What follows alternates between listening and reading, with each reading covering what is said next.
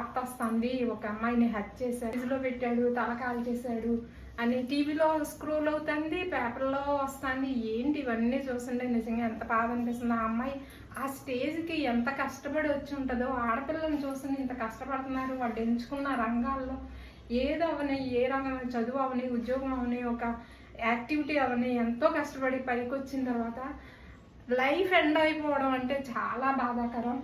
వాళ్ళ కెరీర్లో సక్సెస్ అయ్యింది అవ్వకపోయింది తర్వాత సంగతి. సక్సెస్ అవ్వకపోయినా పర్వాలేదు కానీ జీవితం ఎండ్ అవ్వకూడదు కదా. చాలా బాధ అనిపిస్తుంది. ఆడపిల్లలు చాలా కష్టపడుతున్నారు ఈ రోజుల్లోని. ఆ తల్లిదండ్రులు కూడా మాలా కాదమ్మా, మీరు చదువుకోవాలి, మీరు కష్టపడాలి, పెద్దయ్యాక మీ కాళ్ళ మీద మీరు నిలబడాలి అని చిన్నప్పటి నుండి ఎంకరేజ్ చేసి చదివిస్తున్నారు. కానీ చదివించడం కానీ డెవలప్ చేస్తున్నారు వాళ్ళు ఎంచుకున్న రంగాల్లో.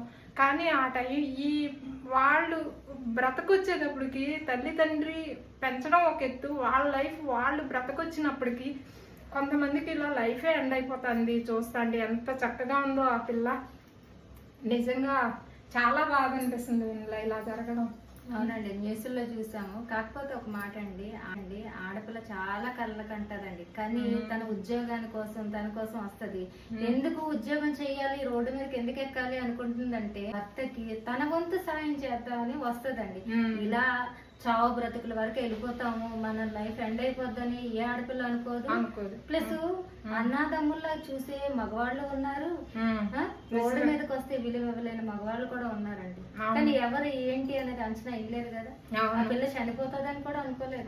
ఇప్పుడు అతని జీవితం కూడా బాగుండదు కదా. పోలీసులని కేసులు ఏముందండి, బయట ఉండడు కదా. అతనికి భార్య ఉందంట. అదే ఆయన వల్ల ఆ భార్య అవమానం, బిడ్డల అవమానం. కాకపోతే ఒక్క క్షణం ఆ కోపాన్ని అంచుకుంటే ఏ తప్పు జరిగింది ఎవరికి తెలియదు. కానీ వదిలేస్తే ఆ అమ్మాయి జీవితం అమ్మాయి జీవించింది కదా. అంతే కదా. ఈ రోజుల్లో ఆడపిల్ల బ్రతకడం అంటే కష్టం అండి, కష్టం కనట్లే కూడా.